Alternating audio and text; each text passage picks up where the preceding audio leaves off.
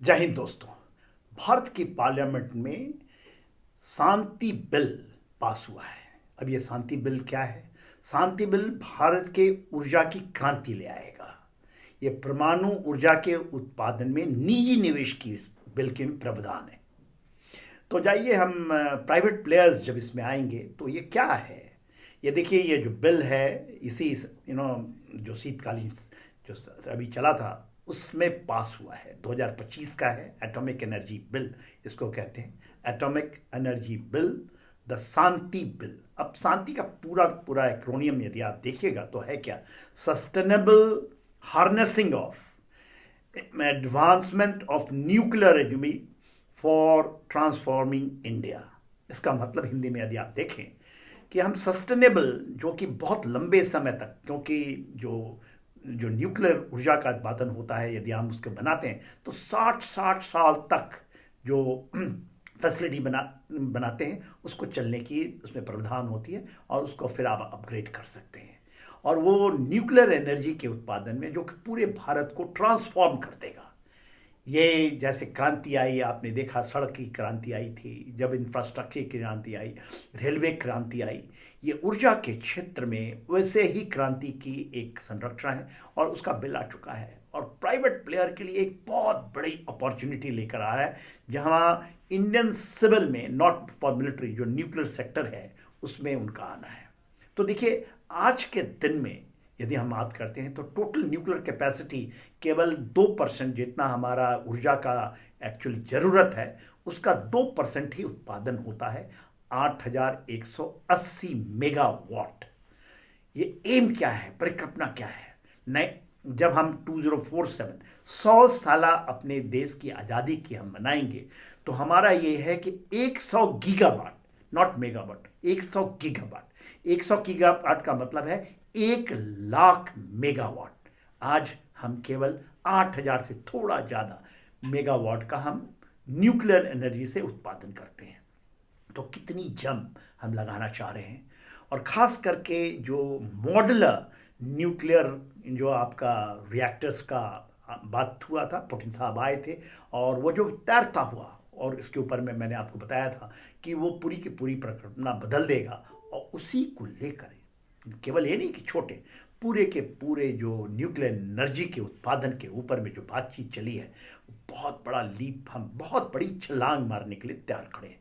और देखिए, आने वाले कितने समय हैं उसमें आप देखेंगे कि पूरी परिस्थितियां बदल जाएंगी।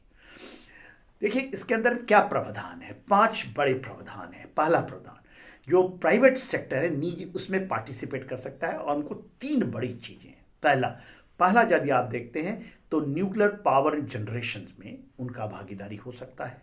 दूसरा, जो एटॉमिक मिनरल हैं हमारे देश में, उसकी बहुत है, उसका एक्सप्लोरेशन, उसकी खोजबीन करना, उसको निकालना, जिससे कि हम दूसरे के ऊपर नहीं हो। और बहुत बड़ी भारत में अपना न्यूक्लियर, जो हम कहते हैं एटॉमिक, जो एटॉमिक मिनरल है उसका है, उसका पता लगाना, एक्सप्लोर करना, उसको, उसका उत्पादन करना। और तीसरी बड़ी, इक्विपमेंट का मैन्युफैक्चरिंग। ये 3 सेक्टर है जो प्राइवेट सेक्टर की।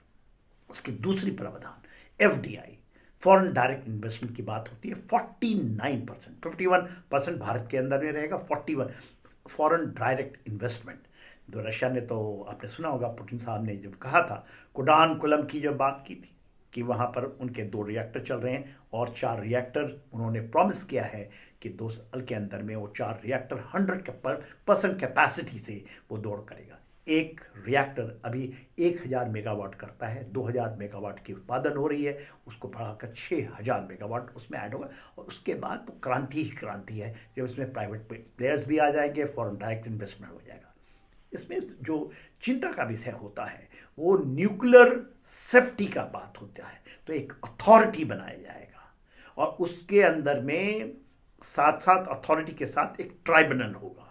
तो देखिए, सबसे सोच कहाँ है कि आप एक अथॉरिटी बनाएंगे जो कि इस चीज़ों को देखेगा और उसके पास पावर बहुत होगा। एक ट्राइब्यूनल है कि कुछ भी होता है तो ट्राइब्यूनल आपको जल्दी से जल्दी उसके अंदर कंपनसेशन की बात होती है। इसलिए बहुत ज़्यादा लोग इसको पब्लिक डोमेन में नहीं, पब्लिक इसका प्रेशर होता है कि नहीं, क्योंकि बहुत सारी चीज़ें होती हैं।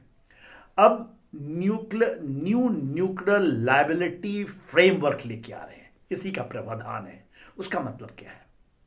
फ्रेमवर्क में आप सेफ्टी का ही प्रावधान है, और न्यूक्लियर तो जो भी इसमें चाहे एफडीआई हो चाहे प्राइवेट प्लेयर है, ये इंश्योर करेंगे कि ये जो सेफ्टी के एडेड आपका एक लेयर जोड़ दिया जाता है। और सबसे बड़ी बात, जो पांचवी बात है, वो है सिंगल विंडो सिस्टम से इसको असिस्ट किया जाएगा, जिससे कि प्राइवेट कंपनियां इस सेक्टर में घुस सकें।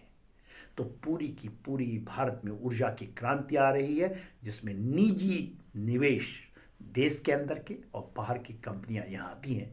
तो एक बहुत बड़ा है, किसी देश ने इसके ऊपर में आज तक ऐसा काम नहीं किया है। हाँ, रशिया, क्योंकि वहाँ पर केवल 14 करोड़ लोग रहते हैं, भारत में 140 करोड़ रहते हैं, तो वो चाहते हैं भारत के अंदर में इतने लोगों को यदि आपने ऊर्जा में पूरा आत्मनिर्भर करना है, ये बहुत बड़ा कदम है। जय हिंद।